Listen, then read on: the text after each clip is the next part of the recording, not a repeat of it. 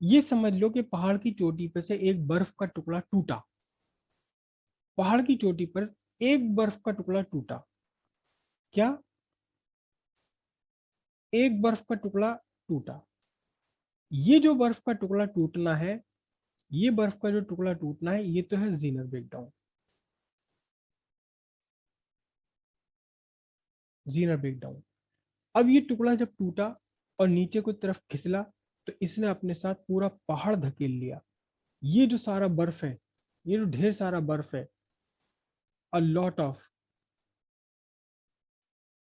Of ice, ये जो फिसलना है, ये क्या है, एवलांच है। ठीक है, जिसे हम कहते हैं हिंदी में हिम स्खलन, या कभी जमीन का होता है, तो हम इस साल तो बहुत ही ज्यादा हुआ है ये, उत्तराखंड में भी और हिमाचल में भी, जिसे हम बोलते हैं भूस्खलन। ये एवलांच है। एक कहीं से छोटा सा टुकड़ा टूटा और बाकी नीचे वाले तैयार बैठे हुए थे कि कोई हमें जरा सा सहारा दे और हम भी बह जाए, हम भी निकल चले, हम भी आ जाए। तो ये एवलांच है। तो जीनर ब्रेकडाउन से इतना इतना जीनर से इतना बड़ा इफेक्ट नहीं पड़ा, लेकिन जीनर के बाद जो एवलांच ब्रेकडाउन हुआ, उससे होल्स ऑफ इलेक्ट्रॉन्स एकदम से हजारों लाखों गुना यहाँ बढ़ गए। दोनों काम एक साथ हो जाते हैं, ये दोनों काम एक साथ हो जाते हैं। जीनर ब्रेकडाउन हुआ और जीनर ब्रेकडाउन होने के तुरंत बाद ही एकदम से, मतलब विद इन एक एक तरह से ये समझ लीजिए कि जीनर ब्रेकडाउन होना और उसके बाद में फिर एवलांच ब्रेकडाउन होना, ये दोनों ऑलमोस्ट साइमल्टेनियस है। जीनर ब्रेकडाउन होते ही जो इलेक्ट्रॉन्स रिलीज हुए लार्ज काइनेटिक एनर्जी के, उन्होंने एवलांच ब्रेकडाउन कर डाला। तो बहुत सारे इलेक्ट्रॉन्स यहाँ अवेलेबल हो गए। कहाँ अवेलेबल हो गए, इस पूरे सेमीकंडक्टर के अंदर। और ये एवलांच ब्रेकडाउन जो है, ये सिर्फ जंक्शन तक लिमिटेड नहीं रहेगा, ये जंक्शन के आगे पीछे जो पी टाइप और एन टाइप है, यहाँ भी पहुंच जाता है, यहाँ भी पहुंच जाता है एवलांच ब्रेकडाउन। यानी पूरा का पूरा जो आपका क्रिस्टल है, अब वो सेमीकंडक्टर रहा ही नहीं। अब ये इतने सारे इसके अंदर चार्ज कैरियर्स हो गए, इतने सारे चार्ज कैरियर हो गए कि अब ये क्या बन गया, अब ये आपका ऑलमोस्ट गुड कंडक्टर बन गया। एक्चुअली फ्री इलेक्ट्रॉन्स ही इतने सारे हो जाते हैं कि होल्स होल्स की तो कोई पूछने वाला ही नहीं है। अब होल्स के बारे में तो कोई पूछने वाला ही नहीं है, फ्री इलेक्ट्रॉन्स ही इतने सारे हो जाते हैं कि जितने की हुआ करते हैं गुड कंडक्टर में पर यूनिट वॉल्यूम। तो अब जब इतने सारे फ्री इलेक्ट्रॉन्स हो गए और होल्स की तो बात ही क्या करनी है, गुड कंडक्टर बन गया, तो अब करंट का क्या होगा, अब करंट का क्या होगा, अब करंट जो है बहुत जबरदस्त करंट चलने लगेगी। कहाँ, रिवर्स डायरेक्शन में, उल्टी डायरेक्शन में करंट चलेगी। फॉरवर्ड बायस में तो पी से एन की तरफ होती करंट, लेकिन रिवर्स बायस में कहाँ, एन से पी की तरफ हो जाएगी। और जब हम अपने इस ग्राफ पर आएंगे, जैसे ही हम अपने इस ग्राफ पर आएंगे, तो क्या होगा, जो करंट धीरे धीरे बढ़ रही थी, जो करंट धीरे धीरे बढ़ रही थी, जीनल ब्रेकडाउन होते ही जबरदस्त तरीके से बढ़ेगी, almost almost almost almost parallel to current axis के ऑलमोस्ट पैरेलल होकर के करंट जबरदस्त तेजी के साथ ये करंट बढ़ने लगेगी। और जिस रिवर्स वोल्टेज पर ये घटना हो जाएगी, इसको हम बोलते हैं V Z, Zener voltage. Actually तो जीनर वोल्टेज, पहले तो जीनर ब्रेकडाउन होगा ना, पहले जीनर ब्रेकडाउन होगा तब एवलांच ब्रेकडाउन होगा। तो जिस वोल्टेज पर जीनर वोल्ट ब्रेकडाउन हुआ, तुरंत ही एवलांच ब्रेकडाउन भी हो गया। तो करंट, रिवर्स करंट एक बहुत जबरदस्त तेजी के साथ बढ़ जाती है। इसे हम बोलेंगे क्या, रिवर्स बायस। रिवर्स बायस का ब्रेकडाउन, जंक्शन का ब्रेकडाउन होना, जीनर ब्रेकडाउन होना या एवलांच ब्रेकडाउन होना। क्लियर हुई इतनी बात? ये जब तक आपका Zener diode Zener diode reverse, sorry, diode आपका रिवर्स बायस में है, लेकिन रिवर्स बायस आपके कितने हैं, जीनर वोल्टेज से नीचे नीचे है, तो रिवर्स करंट बहुत स्मॉल है, माइक्रो एम्पियर्स में, फ्यू माइक्रो एम्पियर, 2 4 आधा माइक्रो एम्पियर। लेकिन जीनर वोल्टेज पर आकर जैसे ही जीनर ब्रेकडाउन हुआ, वेवलेंथ ब्रेकडाउन हुआ, एकदम करंट बहुत तेजी के साथ बढ़ती है, थाउजेंड्स और मिलियन टाइम्स एक साथ बढ़ जाती है, एकदम तेजी के साथ करंट बढ़ती है। इसको हम बोलते हैं जीनर ब्रेकडाउन होना। एवलांच तो होना ही होना है, लेकिन बोला तो जाएगा जीनर, क्योंकि पहले जीनर हुआ ना। तो ये आपका जीनर ब्रेकडाउन, और जीनर ब्रेकडाउन के बाद करंट का इंक्रीज होना। तो अब ध्यान से देखिए, जरा ध्यान से देखिएगा, ध्यान से देखिएगा। इसमें यहाँ करंट सैचुरेट नहीं होगी?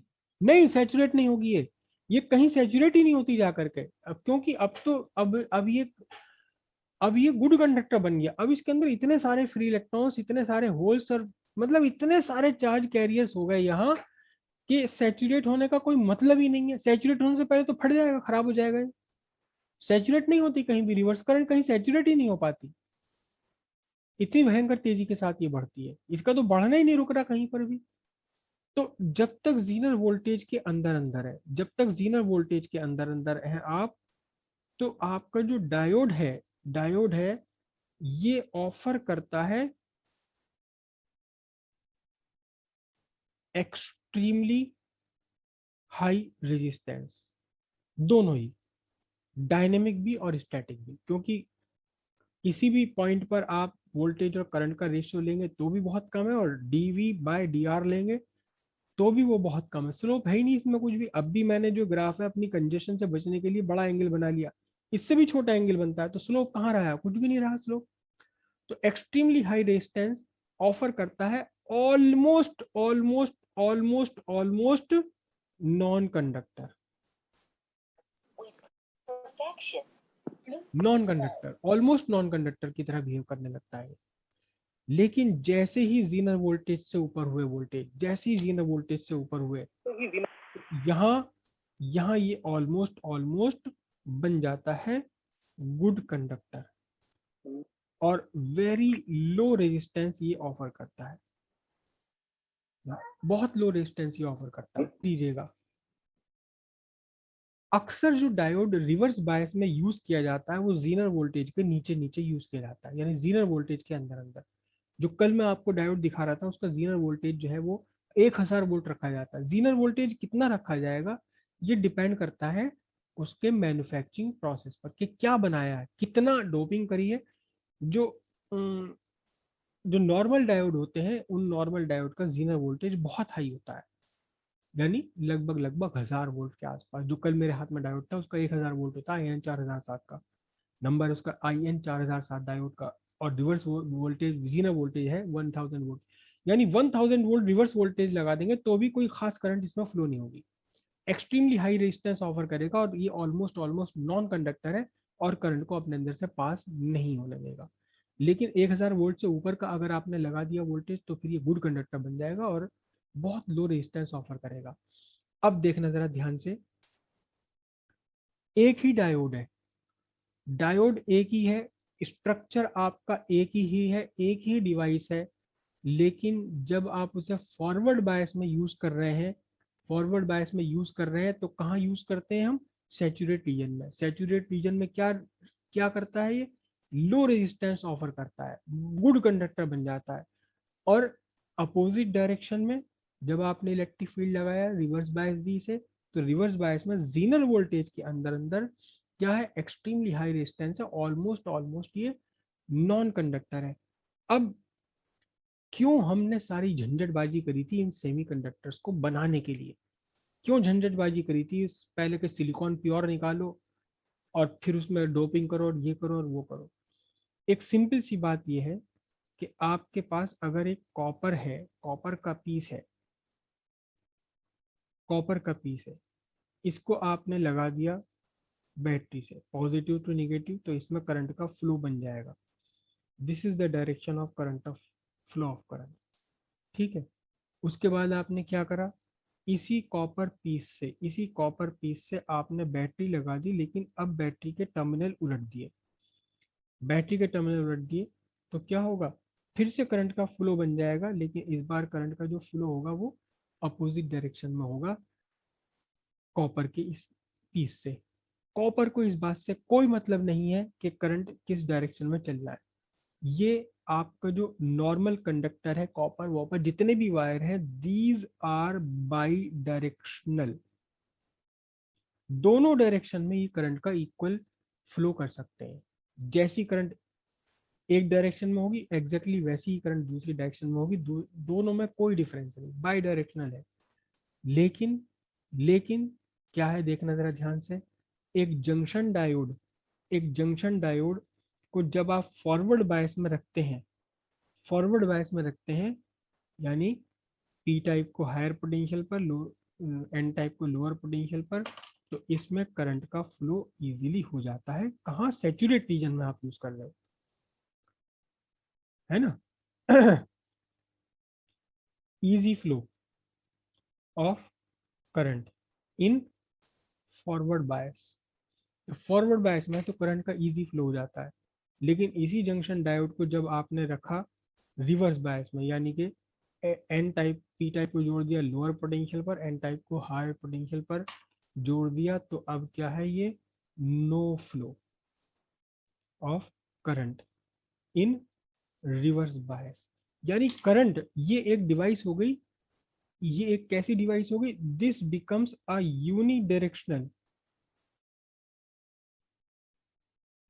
डिवाइस, जो एक ही डायरेक्शन में करंट का फ्लो कर सकती है। This is a unidirectional device, एक ही डायरेक्शन में करंट का फ्लो हो सकता है, रिवर्स डायरेक्शन में, अपोजिट डायरेक्शन में करंट का फ्लो नहीं हो सकता। तो आप देखिए कितनी बढ़िया डिवाइस बनी, कि जब करंट पी टाइप से एन टाइप के लिए है तो ये लो रेजिस्टेंस ऑफर करता है, क्या, लो रेजिस्टेंस ऑफर करता है। और जब करंट चलना चाहे अगर एन टाइप से पी टाइप की तरफ, तो ये क्या ऑफर करता है, ये बहुत एक्सट्रीमली हाई रेजिस्टेंस ऑफर करने लगता है। This is a unidirectional device, unidirectional device है ये। और क्योंकि एक ही डायरेक्शन में चलता है, तो इसलिए एक्चुअल में इसका नाम है क्या, वेल्व। वेल्व हमेशा यूनिडायरेक्शनल डिवाइस होती हैं। अ, आप आपकी गाड़ी में जो है हवा लीक हो रही थी, रात को आपने अच्छे भले हवा बढ़िया टाइट करके भरवाई, और सुबह जब आप उठे तो पता चला आपके पहिए में हवा गायब है। आप मिस्त्री के पास ले गए, मिस्त्री कहता है जी भैया इसकी बाल बॉडी कट गई, इसकी बाल बॉडी कट गई, बाल बॉडी दोबारा बनवानी पड़ेगी तुम्हें, बाल बॉडी डलवा लो, कुछ नहीं हुआ। ये जो वेल बॉल बॉडी बोलते हैं ना, एक्चुअली वो वेल्व बॉडी होता है, वेल्व बॉडी। तो वेल्व एक्चुअली क्या है, एक वेंट है, आप देखते हैं टायर में लगा हुआ वेंट है, इसमें कुछ मैकेनिज्म बीच में दिखाई देता है। यानी ये एयर को आउटसाइड आउटसाइड से इनसाइड, यानी यहाँ आपकी ये ट्यूब है पूरी रबर की ट्यूब, आउटसाइड से इनसाइड जाने का तो अलाउ कर देता है। एयर का फ्लो फ्रॉम आउटसाइड, पंप से बाहर अंदर की तरफ तो फ्लो करेगा, लेकिन जब अंदर प्रेशर ज्यादा हो गया बाहर से, तो बाहर को अगर हवा आनी चाहेगी तो ये हवा को रोक देता है। ये है वेल्व। वेल्व का मतलब यूनी डायरेक्शनल डिवाइस, जो एक डायरेक्शन में फ्लो होने दे एयर का या किसी का भी, और दूसरे अपोजिट डायरेक्शन में फ्लो को रोक दे, तो इसे हम क्या बोलते हैं, इसे हम बोलते हैं valve. Valve.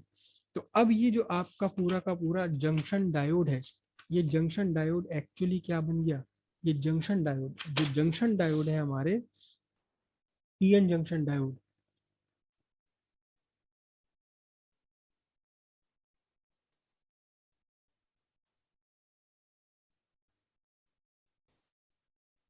PN junction diode is an electric valve. ये एक इलेक्ट्रिक वेल्व है। एक ये क्या है, एक ये यूनी डायरेक्शनल डिवाइस है, यूनी डायरेक्शनल डिवाइस है, which allow current, electric current to flow